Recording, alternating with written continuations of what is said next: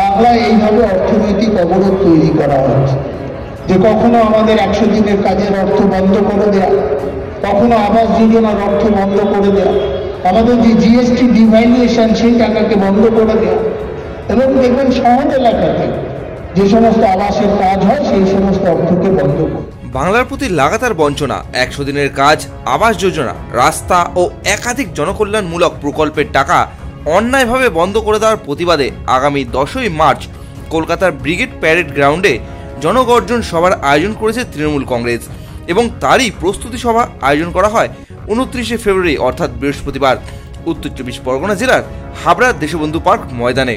এই প্রস্তুতি সভায় উপস্থিত ছিলেন রাজ্যের খাদ্যমন্ত্রী তথা রথীন ঘোষ, বারাসাত লোকসভার সাংসদ ডক্টর কাকলি ঘোষ দস্তিদার, উত্তর 24 পরগনা জেলা পরিষদের সভাধিপতি নারায়ণ গোস্বামী সহ একাধিক জনপ্রতিনিধিরা। বলবো যে মমতা বন্দ্যোপাধ্যায়ের যে নেতৃত্বে পশ্চিমবঙ্গ সরকার কাজ করছে, পশ্চিমবাংলার পুলিশ যথাযথ ভূমিকা পালন করতে পেরেছে।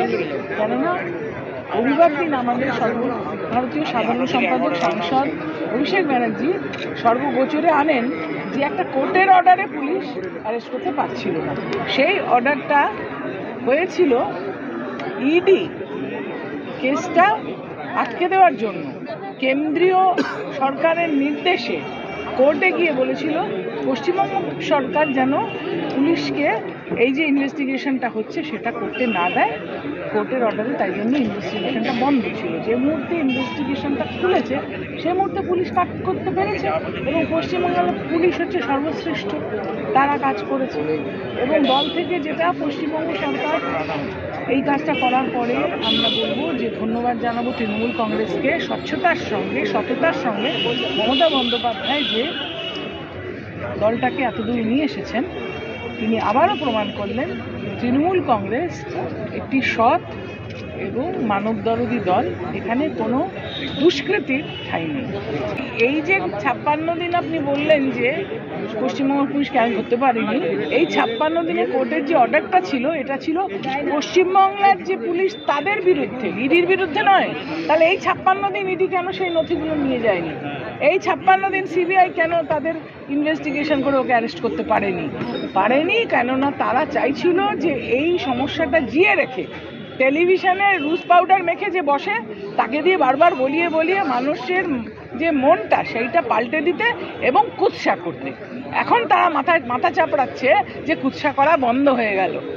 ইডি আর সিবিআই সম্পূর্ণ ব্যর্থ, তারা এতদিন কাজ করেনি, কিন্তু তারা নিজেরা ব্যর্থ না ভারতীয় জনতা পার্টির অঙ্গুলি হেলানে ব্যর্থ, সেটাই বড় প্রশ্ন।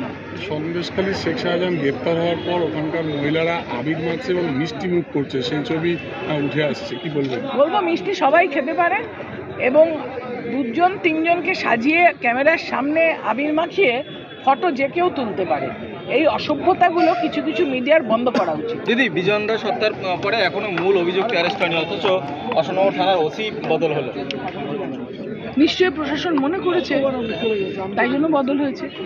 আর ইনভেস্টিগেট করতে সময় লাগে, একটা জিনিস সূত্র ধরে পুলিশকে এগোতে সময় তো দিতে হবে, তার কাজ করতে তাকে ফ্রি হ্যান্ড দিতে হবে, সেজন্য পুলিশকে সেই তদন্ত করার জন্য সময় দেওয়া হচ্ছে। দিদি, সামনের লোকসভা নির্বাচন কতটা ক্ষতি হলো বিজয়েন্দ্র?